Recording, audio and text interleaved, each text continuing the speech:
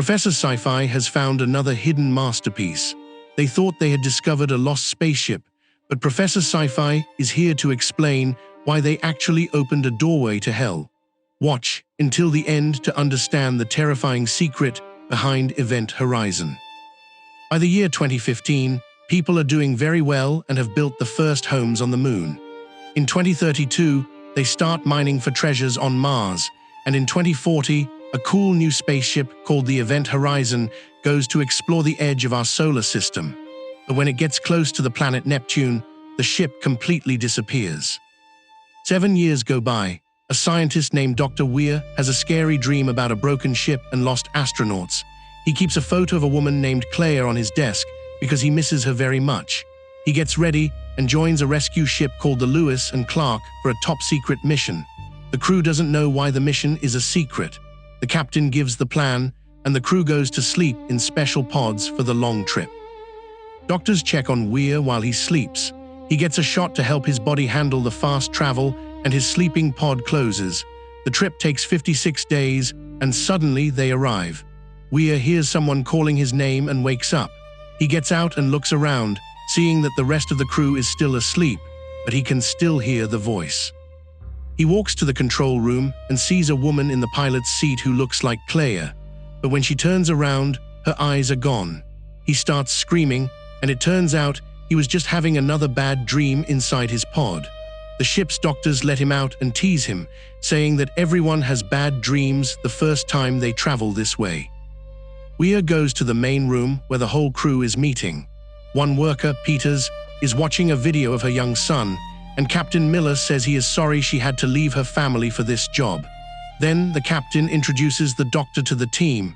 Stark is the helper, and Justin is the engineer who fixes things. The rest of the team is Cooper, Peters the medic, Smith the pilot, and DJ the doctor. Weir tells them that they found the Event Horizon ship that was lost for 7 years. He explains that this ship was special because it could travel faster than light. The crew doesn't believe him because they think that is impossible. Weir explains how it works by asking what the shortest path is between 2 points. He shows them that if you fold a piece of paper, 2 faraway spots can touch each other. The ship uses a black hole engine to fold space so it can jump from one place to another instantly. After the ship jumps through a space tunnel, the space unfolds and goes back to normal. This is called gravity mode, and Weir created it. The ship was supposed to go to a nearby star, but it got lost. Now a scary signal has come from the ship that sounds like screaming and a Latin phrase. DJ says the phrase means, "Help me." Suddenly, alarms go off because they are getting close to the Event Horizon. It is hard to see at first, but Smith manages to park their ship next to it. The ship is giant and looks very strange. Stark checks the ship for life, but the machines show that no one is alive and it is freezing cold inside. A small team goes onto the ghost ship while Dr. Weir watches. Inside, they find things floating in the air because there is no gravity. They don't see any people. Justin goes to check the engine, while Peters and the captain look at the front of the ship. They find safety devices that can blow the ship apart if there is an emergency. The captain looks at the hospital room and sees that it looks clean. Suddenly, a floating hand hits his helmet, but he tries to stay brave. Justin walks toward the engine through a tunnel with spinning parts that looks like a giant blender. Meanwhile, Peters finds bloody footprints on the floor while she tries to find the ship's computer records. A frozen body floats up to Peters. The team is confused about why the body looks so hurt. It looks like someone's eyes were pulled out. While this is happening, Justin finds the center of the engine and accidentally turns it on. The engine turns into a liquid, and Justin is sucked inside. A big explosion hurts their own ship, and it starts losing air. Justin manages to get out of the engine, but he is in bad shape. Captain Miller has to move the whole crew onto the empty Event Horizon so they can fix their ship. However, they only have enough air for 20 hours. Peters gets the gravity working on the new ship, and Stark checks the computers. Their radios are broken, so no one from Earth can save them. Smith looks at their old ship and finds a huge hole in it. The others look at the bloody tracks and try to figure out what happened to the first crew.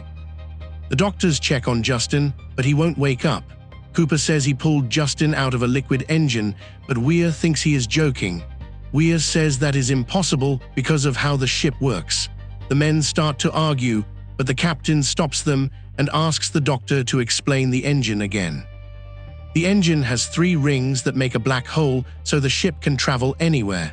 The captain orders that room to be locked up. Later, Peters is looking at the ship's videos when she hears a noise in the hospital room. She grabs a tool to protect herself and looks around the room. She sees something moving under a table. She looks and sees a vision of her son with a hurt leg. She screams, but DJ tells her nothing is there. Later, she looks at the signal again. The captain of the lost ship said a Latin phrase, but it wasn't a greeting. Suddenly, the power starts moving fast, and Weir realizes the engine is working on its own. He and the captain run to check it. At the same time, Justin wakes up and says that darkness is coming. Weir finds a broken wire, but then he hears his wife's voice again. The room around Weir starts to look different and scary. He calls for help and sees a vision of his wife with no eyes asking him to stay. At the same time, the captain sees a burnt man coming out of the liquid engine. Later, the crew meets up to talk about the strange things they are seeing. Smith is sure the ship is cursed. DJ tells him to stay calm, and the captain sends Smith and Cooper to fix their ship. After that, Stark tells the captain that the ship seems to be alive and reacting to them. Then, Justin wakes up and tries to hurt himself by going out into space without a suit. The crew tries to talk Justin out of it, but he says he has darkness inside and opens the door. He realizes what he did for a second, and Captain Miller luckily saves him by pulling him back inside. Doctors rush to help him and put him in a special medical tank.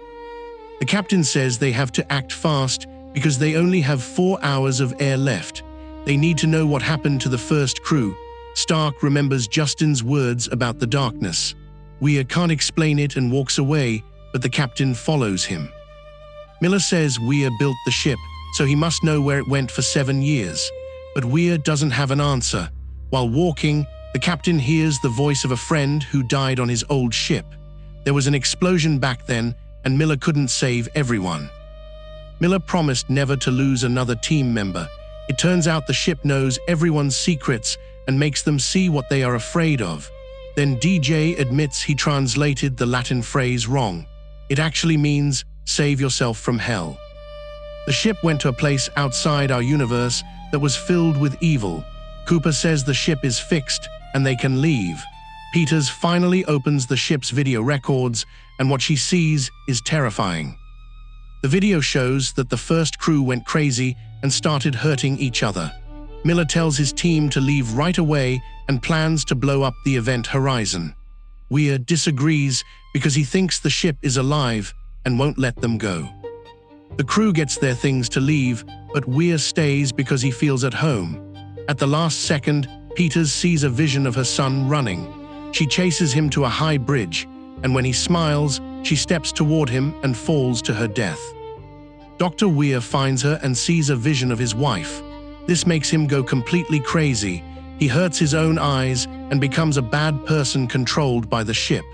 Meanwhile, Cooper finishes fixing the ship, and Smith sees Weir leaving. Smith tells the captain that Weir was just on their ship. Miller finds out that Weir took the explosives and tells Smith to get out, but it's too late. The ship explodes, killing Smith and throwing Cooper into space. Cooper finds a way to float back to the ship. Miller warns DJ that Weir is dangerous, but DJ is too slow. The crazy Weir hurts DJ, and Miller finds his friend's body later. The angry captain finds a tool to use as a weapon. He goes to find Weir and finds Stark, who is knocked out. Weir is sitting in the captain's chair and says the ship went to a place of pure evil. Weir says the ship is alive and beautiful even though it hurt the crew. He wants to turn the engine on and go back to the evil place. Stark tries to attack him, but Weir is too strong and grabs Miller's tool. The captain warns Weir he might break the ship, but Weir isn't scared. Cooper flies back to the window and tries to talk to them.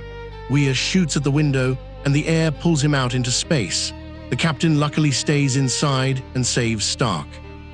They hear a noise and think it might be Weir, but it is just Cooper.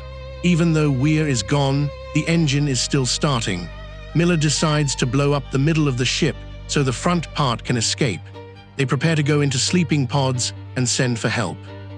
Miller goes to set the bombs while Cooper sees blood filling the ship. Miller tries to set the timer, but he sees his old friend again. Suddenly, Weir appears again. Weir hurts Miller and says that hell is much worse than words. Miller sees scary visions but fights back. He can't win the fight, so at the last second, he blows up the bombs to split the ship in two. The back of the ship with Weir and Miller disappears, but the front with Cooper, Stark, and Justin stays safe. They go to sleep and wait for rescuers. 72 days later, a rescue team arrives. Stark wakes up happy, but then she sees Weir's face under a mask. She is terrified, but her friends try to tell her it's just a dream. The door closes, leaving us to wonder what happens next.